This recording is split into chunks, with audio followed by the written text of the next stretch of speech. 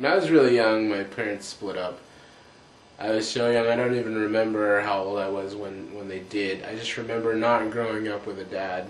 So I was 3 or 4 years old when we moved here. It was me, my 2 older brothers, and my mom.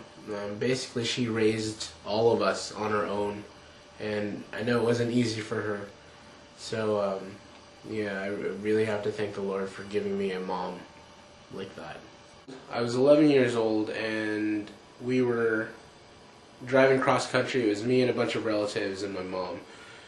We were driving cross country from California to Washington, D.C., and in the middle of the trip, in the state of Arkansas actually, we got into a really, really bad car accident. The van we were in flipped over multiple times. I think it was like 3 or 4 times it flipped over. And I had a lot of relatives that were really badly injured, and I broke my leg.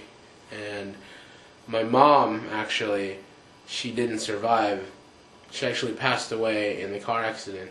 I just remember thinking, man, how much is this going to change my life, or how much are things going to change? I just remember during that time period, just feeling so uncertain about the future and not knowing what was going to happen, and just being frightened of it.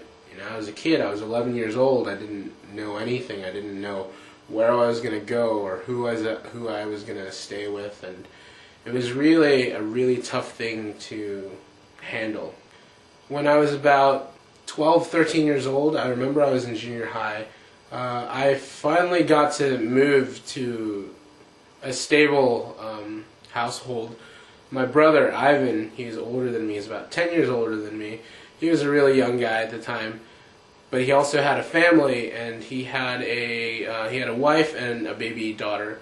When he offered for me to live with him, I was just so happy. I was just so excited at the fact, and I was actually thinking to myself, I mean, this is a chance for me to have a real family. He was my brother. He was as close as it can get. So I moved to Virginia when I was 13, and this is actually the time I started getting into trouble. I was 13 years old. I was junior high, going on to high school. I was partying every night. I think I was smoking weed pretty much every single day, and just partying every single night. And I drank a lot, and there'd be lots of parties to go to and lots of people to hang out with, but everything just felt really, really empty.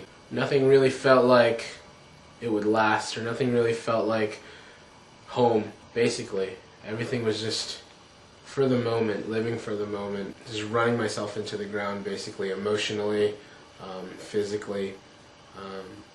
I had relationships with different girls, and I had different friends, but none of it ever really felt real. None of it ever really felt like home. And basically, I was just there, and I was just enjoying the drugs, I was enjoying the party scene, but I was not really finding what I was looking for. I remember sophomore year of high school, I started taking a class, a drama class actually, and I remember seeing this girl there. Her name was Stephanie Potter. I just remember thinking, man, that girl is tall, and she was really pretty and attractive. So of course I was attracted to her, like just to hang out with her, to talk to her. But the more I got to know her, the more I started realizing, man, this girl is really, really different. Different from everybody else I've met, or everybody else I hung out with. For one thing, she never cussed, which to me, we were in high school and everything, I couldn't imagine not cussing, it's just part of our vocabulary. But she didn't cuss, and she didn't tell dirty jokes or anything like that, and something about that really just appealed to me, She was really like a light in the darkness. So when I met her parents, they were actually pastors. They were actually church planters, and they had just planted a church recently in our area, and that's why they were there. They had just moved there. The church that they planted was called Eagles Landing Community Church, and this was in Northern Virginia. They actually didn't have any anybody helping them out. So they needed guitar players, they needed, people for the worship team, and I played guitar. So they asked me if I wanted to join in, and I started playing. And the more and more I started playing, the more and more I started listening to what the pastor was saying, what the message was about. And I always knew that there was a God. I always believed in my heart that there was a God. And I knew it was Jesus, and I knew that he lived in the clouds somewhere. That's all I knew. I didn't really know anything about him, and I didn't really have a relationship with him at all. I started listening to the message, and this Jesus that the pastor was talking about was different from any Jesus I remember hearing about in Sunday school or anything like that. He talked about a Jesus of compassion. He talked about a Jesus of forgiveness. And I remember I was really taken aback. I was really stunned by the things that he was saying. And they all the weird thing is, it all kind of made sense to me. Everything fit in place. All the things that I heard about when I was younger didn't really make sense to me, but when I listened to him speak about God, speak about Jesus, it all started clicking. There was this one day when we were having worship practice. It was actually just me and Pastor Gary, and he asked me if I'd ever accepted Christ into my heart. And I didn't really know what he was talking about. I didn't really know the terminology and all that stuff, but he asked me if I've ever just asked Jesus to be a part of my life, to be my Savior, my Lord. The moment that I accepted, the moment that I called out to him, I just felt this, like my heart kind of exploded. All these emotions were running through me, and I just remember my pastor praying out loud, and he was saying that God wanted me to hear that he was the only family that I needed to belong to. He was the only parent. He was the only father that I needed. And I had never told my pastor all these things before. I had never told him my issues about not having a dad, about how the way I emotionally shut down when my mom passed away, or the way that I was just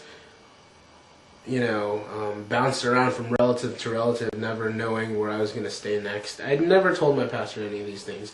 But he started talking about how God knew that I needed a family. God knew that I felt abandoned. God knew that I was seeking, and I was looking for a place to call home.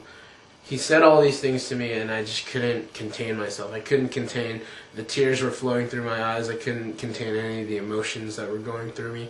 And I just remember feeling like I had finally found my place in this world, that I had finally found some place where I belong, a place that I could call home. And I really felt like my whole life I was lost, and like it said in the Bible, I was lost but now I'm found. I really feel like God has truly found me. Now I just feel like I want to give back, and I just pray that God will use me in all the areas of his work so that I could give back to him.